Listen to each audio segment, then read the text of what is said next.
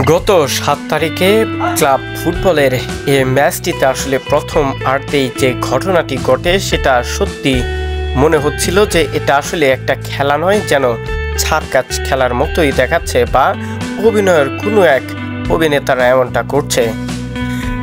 Premier লিগে মুখোমুখি হয়েছিল টটেনহাম বনাম ব্রাইটন। ম্যাচের ২৬তম মিনিটে আসলে এমন একটা হাস্যকর ঘটনা ঘটে। বক্সের ভেতরে টটেনহ্যামের ১০ নম্বর জার্সি পরিত এই স্ট্রাইকার যখন ঢুকে পড়েন, ঠিক একটা ফাউলের আবেদন জোরালোভাবে করে স্টেডিয়ামে থাকা খেলোয়াড় এবং দর্শকরা।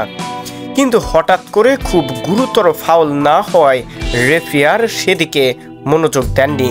কিন্তু এরপরে বিপক্ষ দলের সাথে আসলে যেটা ঘটে সেটা যেন একটা অভিনয়ের পর্যায়ে চলে গেছে।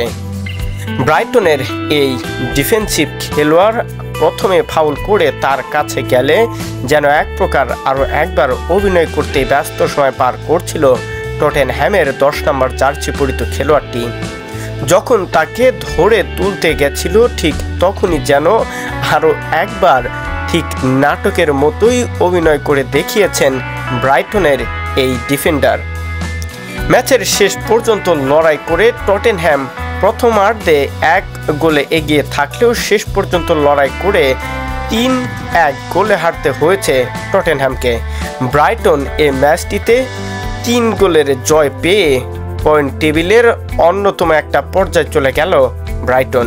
প্রথমার্ধে দেখে সেটা মনে হচ্ছিল না দলটিকে কেন্দ্র করে। প্রথম থেকেই একের পর এক কাউন্টার অ্যাটাকে যাচ্ছিল টটেনহ্যাম, কিন্তু ম্যাচের দ্বিতীয়ার্ধে গিয়ে পাল্টে যায় ম্যাচের চিত্রটি। শেষ পর্যন্ত জয় নিয়ে মাঠ ছাড়ে ব্রাইটন।